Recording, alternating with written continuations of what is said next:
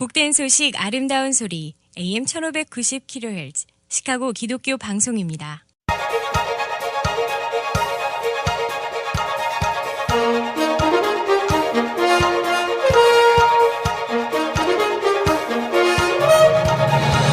김정일 해설위원의 시사 해설. 세상을 넓게 봅니다. 삶의 지평이 넓어집니다.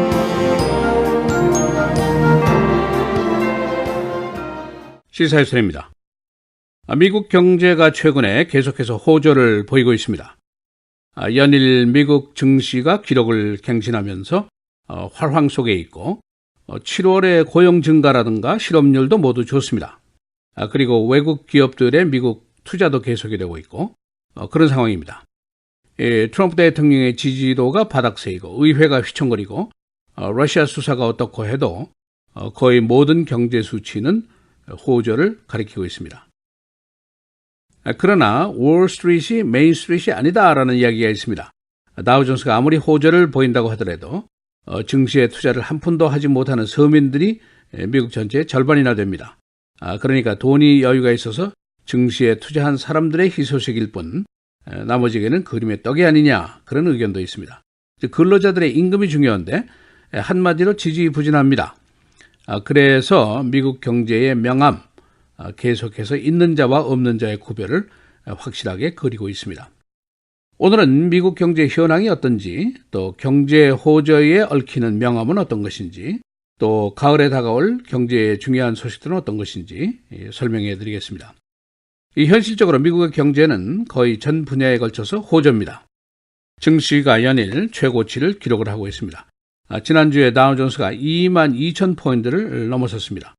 블루칩스 대기업들 애플이라든가 카터필러, US 스틸스 이런 회사들이 수익이 크게 상승했습니다.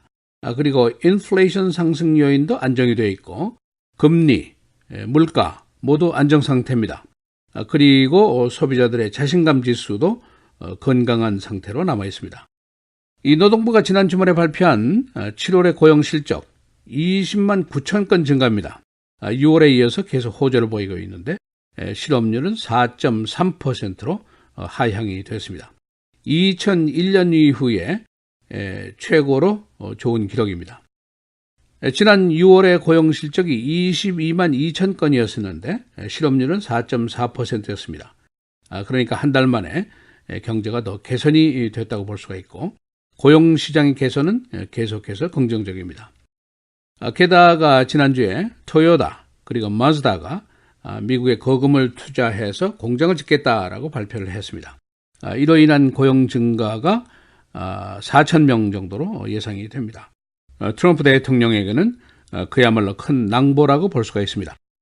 아무리 정치가 좋다고 해도 경제가 나쁘면 헛일입니다. 반대로 아무리 정치가 풍파가 높다고 하더라도 경제가 좋으면 끄떡 없게 됩니다. 트럼프 대통령이 요즘에 경제지수가 새로 나올 때마다 트윗을 통해서 PR하기에 아주 분주합니다. 지난주 금요일에 7월 고용 실적의 발표가 있는 날 그의 트윗은 고용 증가, 소비자 자신감 상승 16년 만에 최고치였었는데 자신의 업적 과시에 바쁜 하루를 보냈습니다. 물론 진보 성향의 경제 전문가들은 이것이 모두 트럼프가 받아야 할 크레딧이 아니다 하는 반론을 제기하기도 합니다. 고용 증가라든가 실업률 하락이라든가 증시 활황 이런 것은 이미 전임자인 오바마 대통령 시절에 시작이 된 것이다. 트럼프가 지금 그 결과를 즐기고 있을 뿐이다. 그런 이론을 내세우고 있습니다. 그러나 여하튼 최근의 경제 호조는 보통 일이 아닙니다. 트럼프 대통령이 등장하면서 내놓은 경제 정책들이 있는데 감세를 하겠다. 그 다음에 인프라스트럭처를 개선하겠다. 돈을 들여서 다리를 놓고 길을 닦겠다. 그런 약속도 했고 국방 예산을 증액하겠다 하는 얘기를 했습니다. 다시 말하면 정부 지출을 늘리겠다는 정책입니다. 이것은 이제 정부가 돈을 풀겠다는 정책인데 당연히 일단 돈이 풀리면 소비가 늘어나고 경제가 들어가게 됩니다. 그래서 투자자들이 증시에 돈을 넣고 그래서 증시가 더 잘 돌아가고 이런 등식이 자연히 성립이 될 수가 있습니다. 그러나 긍정적인 면이 있는 반면에 부정적인 면도 없지 않아 있습니다. 우선 임금이 문제입니다. 미국 근로자들을 위한 임금 상승이 부진하다 하는 현상은 사실 오래된 현상입니다. 노동부 발표에 따르면 지난달에 평균 임금 인상이 0.3%에 불과합니다. 지난 12개월 1년을 통틀어서 합해보니까 임금 상승이 2.5%에 불과했습니다. 1년 전에는 2.8% 상승이었으니까 오히려 임금 상승률은 내려갔다. 근로자들의 페이첵은 여전히 가볍다. 이제 그런 결론이 나오게 되어 있습니다. 이 증시의 활황이 모두에게 혜택이 돌아가는 것이 아니라는 것은 우리가 잘 압니다. Wall Street is not Main Street. 그런 말이 있습니다. 주가가 연일 올라가도 무풍지대가 있습니다. 그게 바로 절반에 해당하는 미국 중산층 이하의 국민들입니다. 증시에 한 푼도 투자를 하지 못한 사람이 미국 국민 전체의 50%입니다. 어떤 의미냐? 은퇴연금이라든가 펜션, 401k, IRA, 뮤추얼 펀드 이런 것들이 나하고는 상관이 없다 하는 국민들이 전체의 절반이나 된다는 이야기입니다. 은퇴연금이 아니고 개인 증시 투자를 한 사람은 전체의 약 15% 정도밖에 되지 않습니다. 그러니까 한 단면만 본다면은 증시의 호조는 있는 자들의 잔치일 뿐이고 없는 자들에게는 그림의 떡이다. 그렇게 얘기할 수도 있습니다. 당장 임금 인상이 더 시급한 사람들이 더 많습니다. 연수입 10만 달러 이상 되는 사람들은 89%가 증시에 투자를 합니다. 그러나 연수가 3만 달러 정도 되는 사람은 21%만이 증시에 투자를 하고 있다. 그런 조사가 갤럽에 의해서 나왔습니다. 물론 이 다우존스의 수치는 미국 내 주요 기업 30개 기업의 평균치입니다. 그러니까 대기업들이 돈을 많이 벌면은 고용을 늘리고 투자를 늘리고 결국 돈이 위에서 아래로 흐르게 되어 있습니다. 일각에서는 경고를 내놓는 의견도 있습니다. 증시는 언제나 업앤다운에 굴곡이 있게 마련이니까 수개월 안에 에어파켓처럼 증시가 뚝 떨어질 것이다. 그런 예상도 나오고 있습니다. 이 월스트리트에는 재조정기가 반드시 있습니다. 과열될 경우에 이것으로 시키는 그런 장치인데 주가가 떨어지는데 한 10% 하락할 것이다. 그런 예상도 일부에서 나오고 있습니다. 그리고 지난번에 리세션 이후에 이제 회복기 들어서서 벌써 9년이 지나고 있습니다. 경제는 회전이다라는 말이 있습니다. 소비가 늘고 공장 가동이 늘고 그 다음에 재고가 쌓이고 소비가 줄고 그러면 재조정기에 들어가게 됩니다. 이때 이제 리세션이 오게 되는 것이죠. 그랬다가 또 다시 회복이 되고 이렇게 도는데 보통 30년 주기다 또는 짧게는 10년 주기다 그런 여러 가지 이론들이 있습니다. 일각에서는 멀지 않아서 또 다른 리세션이 오지 않을까 하는 예상도 나오고 있습니다. 또 한 가지 불안 요소가 있습니다. 9월의 경제와 정치입니다. 9월 말까지 해야 될 일이 있는데 연방 예산을 통과시켜야 됩니다. 그리고 소위 debt ceiling, 숫자를 인상해야 되는데 연방 정부가 어차피 적자 예산으로 가고 있습니다. 그러니까 빚으로 연명을 하고 있는데 의회가 바로 빚을 질 수 있는 상한선을 결정하게 됩니다. 그런데 지금 정치권이 대결 일변도로 나가기 때문에 9월에 만일 또 충돌을 하게 된다면 연방정부 폐쇄 또는 연방정부 채무 불이행, default 이런 이야기가 또 나오게 될지도 모릅니다.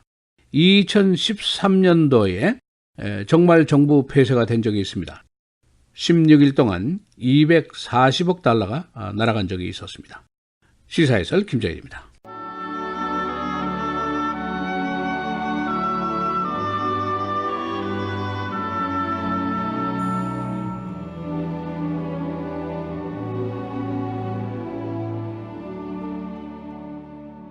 우리는 그가 만드신 바라 그리스도 예수 안에서 선한 일을 위하여 지으심을 받은 자니 이 일은 하나님이 전에 예비하사 우리로 그 가운데서 행하게 하려 하심이니라.